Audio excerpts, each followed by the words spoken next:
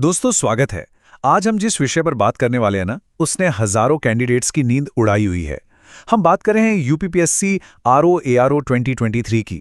एक ऐसी भर्ती जिसमें सब कुछ ठीक लग रहा था और अचानक से एक लंबा लीगल ब्रेक लग गया। चलिए बिना किसी देरी के इस पूरे यूपीपीएससी आरओ विवाद को डिटेल में समझते हैं। आज के इस एनालिसिस में हम इन 5 पॉइंट्स पर फोकस करेंगे। पहला, नियुक्तियों पर रोक। दूसरा, रिजर्वेशन का असली मुद्दा। तीसरा, अपील करने वालों की शिकायत। चौथा, यूपीपीएससी का अपना कानूनी बचाव। और आखिर में पुराने फैसले और आगे का रास्ता। तो चलिए शुरू करते हैं पहले पॉइंट से, नियुक्तियों पर रोक यानी प्रोसेस पर एक अचानक ठहराव। इलाहाबाद हाईकोर्ट की लखनऊ बेंच ने एक ऐसा ऑर्डर पास किया जिसने सबको हैरान कर दिया। उन्होंने ऑफिशियली यूपीपीएससी आरओ 2023 के सिलेक्टेड कैंडिडेट्स की ज्वाइनिंग पर रोक लगा दी। सोचिए, सिलेक्शन हो गया है और अचानक ज्वाइनिंग रुक जाए, ये सच में एक बहुत बड़ा कानूनी झटका है। अब थोड़ा स्टे ऑर्डर की डिटेल्स में चलते हैं। जस्टिस राजन रॉय और जस्टिस मंजीव शुक्ला की डिवीजन बेंच ने आदेश दिया है और टाइमिंग देखिए, 12 मई को अगली हियरिंग थी, उससे ठीक पहले ये स्टे लग गया। सबसे हैरत की बात, यानी जो चीज़ इस केस को इतना सीरियस बनाती है, वो ये है कि स्टेट गवर्नमेंट और यूपीपीएससी के मुताबिक ज़्यादातर सक्सेसफुल कैंडिडेट्स को तो अपॉइंटमेंट लेटर्स मिल भी चुके थे। अपॉइंटमेंट मिलने के बाद स्टे लगना बिल्कुल एक तूफान आने जैसी स्थिति है। अब आते हैं दूसरे हिस्से पर। आखिर ये सारा बवाल है किस बात का? असली रिजर्वेशन का विवाद क्या है? देखिए, आसान भाषा में समझें तो पूरा खेल रिजर्वेशन एप्लीकेशन का है। एक कानूनी और प्रशासनिक बहस चल रही है कि किसी भी मल्टी स्टेज एग्जाम में, जैसे यूपीपीएससी आरओ में प्रीलिम्स और मेंस होते हैं, रिजर्वेशन पॉलिसी एग्जैक्टली किस स्टेज पर लागू होनी चाहिए? क्या शुरू में ही या सिर्फ आखिरी स्टेज पर? यही इस पूरे केस की जान है।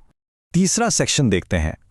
जो लोग कोर्ट गए हैं यानी अपीलेंट्स, उनकी प्रॉब्लम क्या है? उनका स्कोर पैराडॉक्स समझते हैं। 25 ये सिर्फ एक नंबर नहीं है, इस पूरे केस का सबसे बड़ा टर्निंग पॉइंट है। कोर्ट में यह बात रखी गई है कि ओबीसी कैटेगरी के कैंडिडेट्स ने प्रीलिम्स एग्जाम में जनरल कैटेगरी के सिलेक्टेड कैंडिडेट्स के मुकाबले कम से कम 25 मार्क्स ज्यादा स्कोर किए थे। और जो लोग कॉम्पिटिटिव एग्जाम्स की तैयारी करते हैं, उन्हें पता है कि एक एक मार्क पर रैंक बदल जाती है। यहां तो 25 मार्क्स का डिफरेंस है। और यहीं से शुरू होता है वो पैराडॉक्स, वो विरोधाभास। इतने ज्यादा मार्क्स लाने के बावजूद इन ओबीसी कैंडिडेट्स को प्रीलिम्स में फेल डिक्लेयर कर दिया गया। मतलब मार्क्स ज्यादा लेकिन रिजल्ट फेल, और कम मार्क्स लाकर भी कुछ लोग मेन एग्जाम लिख रहे हैं। तो जाहिर सी बात है, सवाल तो उठेंगे ही। इस चीज को चैलेंज करने के लिए विवेक यादव और कुछ अन्य कैंडिडेट्स ने एक स्पेशल अपील दायर की। असल में उन्होंने 1 फरवरी के एक सिंगल जज ऑर्डर को चैलेंज किया है। उस पुराने ऑर्डर में उन्हें अंतरिम राहत यानी कोई तत्काल आराम देने से मना कर दिया गया था। उसके बाद ही ये मामला डिवीजन बेंच तक पहुंचा। चौथा पॉइंट, अब सिक्के का दूसरा पहलू भी तो देखना होगा। कमीशन यानी यूपीपीएससी का लीगल बचाव क्या है? यूपीपीएससी का तर्क बड़ा क्लियर और लॉजिकल है। उनका कहना है कि प्रीलिम्स एग्जाम सिर्फ एक सूटेबिलिटी टेस्ट यानी स्क्रीनिंग टेस्ट है। इसके मार्क्स फाइनल मेरिट में थोड़ी ना जुड़ते हैं। असली मेरिट तो फाइनल सिलेक्शन स्टेज पर तय होती है, और कमीशन के मुताबिक रिजर्वेशन भी उसी फाइनल स्टेज पर लगना चाहिए। उनका आर्ग्यूमेंट यह है कि प्रीलिम स्टेज पर रिजर्वेशन लगाने का उनका कोई नियम ही नहीं है। इस बात को और वजन देने के लिए यूपीपीएससी के सेक्रेटरी गिरिजेश त्यागी जी का एक डायरेक्ट स्टेटमेंट देखिए। वो कहते हैं, सुप्रीम कोर्ट पहले भी प्रिलिमिनरी स्टेज पर रिजर्वेशन लगाने पर रोक लगा चुका है। ये बहुत बड़ा पॉइंट है, क्योंकि कमीशन इससे ये साबित कर रहा है कि वो हवा में बातें नहीं कर रहे हैं, बल्कि देश की सबसे बड़ी अदालत के पुराने ऑर्डर्स को फॉलो कर रहे हैं। आखिरी सेक्शन पर आते हैं, पुराने फैसले और आगे क्या होने वाला है। कमीशन हाथ पर हाथ धरे नहीं बैठा है।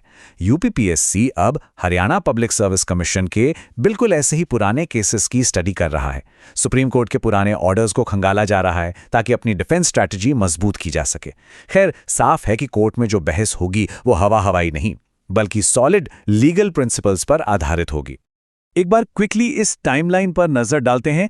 1 फरवरी सिंगल जज ने राहत देने से इनकार किया। फिर आता है 9 मई, डिवीजन बेंच ने जॉइनिंग पर स्टे लगा दिया। और अब सबकी नजर 12 मई पर है, जो कि अगली हियरिंग की डेट है। पूरा का पूरा प्रोसेस इसी कानूनी दांवपेच में अटका हुआ है।